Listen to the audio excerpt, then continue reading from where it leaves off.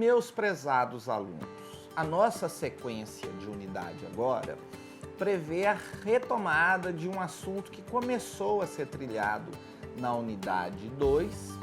Depois nós abrimos um parênteses para discutir as implicações do ensino à distância na unidade anterior. Agora nós vamos, sem nenhum tipo de linguagem negativa, baixar o nível. No contexto da tecnologia, baixo nível quer dizer aquilo que está longe do ser humano e mais próximo da máquina, que é exatamente a nossa temática hoje, o hardware.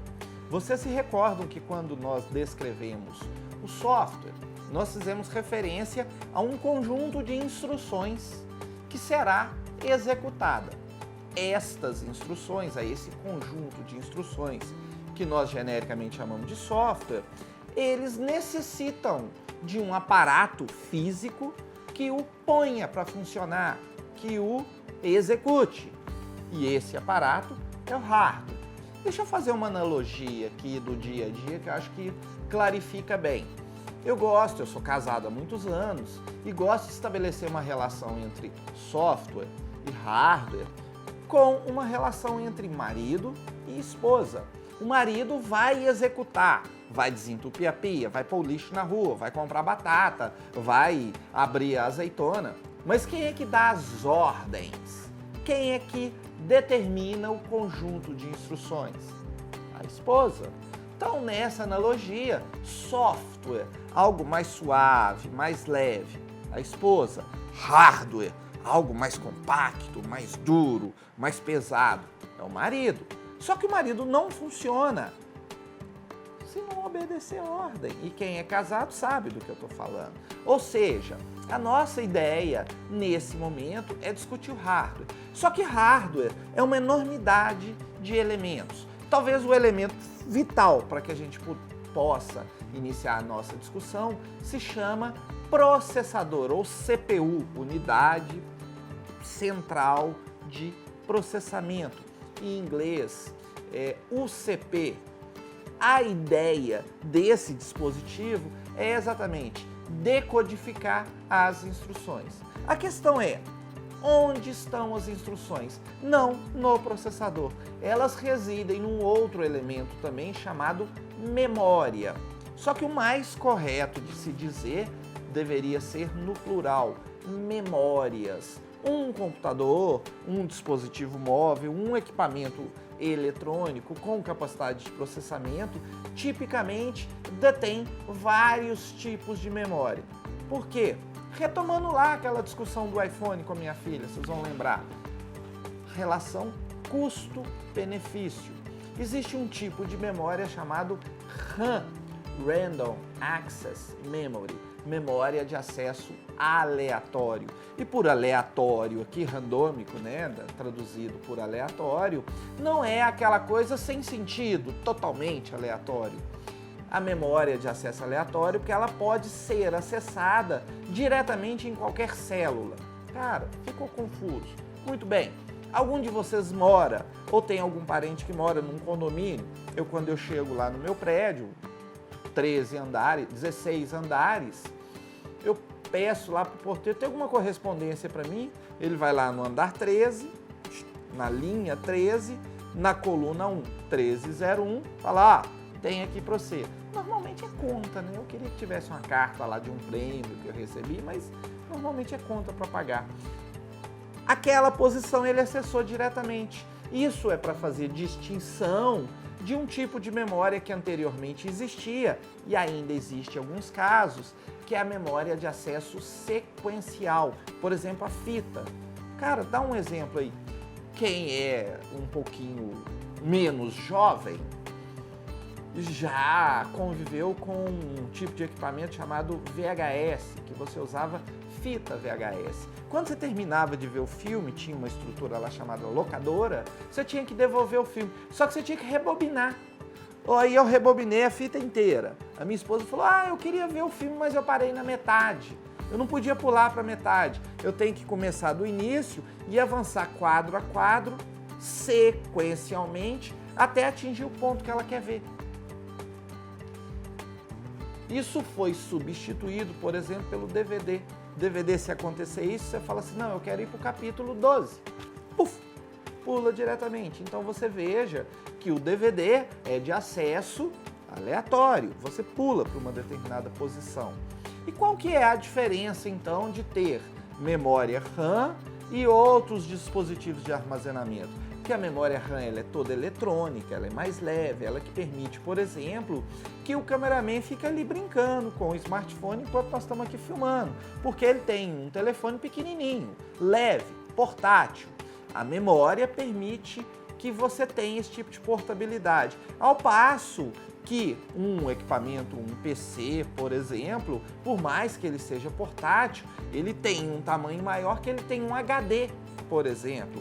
É uma unidade de armazenamento secundária que acaba ocupando mais espaço, acaba sendo um pouco maior. E por que você usa, então, já que a memória é mais rápida, mais leve? Ela é mais cara. É muito mais caro você armazenar informação na memória RAM do que armazenar no HD ou num chip de armazenamento secundário. E outra limitação, a memória RAM ela é volátil. Significa o quê? Significa que aquela informação que está na memória, ela se perde, ela se volatiliza se você desligar o equipamento. Então, tipicamente, quando você está interagindo com algum software, está editando um texto lá, no editor de texto, por exemplo, você tem que executar um processo que a gente chama de salvar ou gravar. Você pega uma cópia que está na memória, que é mais rápido de você interagir, e cria uma cópia secundária no HD. Quando você desligar o computador, aquela informação está salva, está gravada no HD. Quando você ligar novamente e abre o seu editor de texto, você carrega aquele arquivo que estava na memória secundária, no HD, para a memória principal.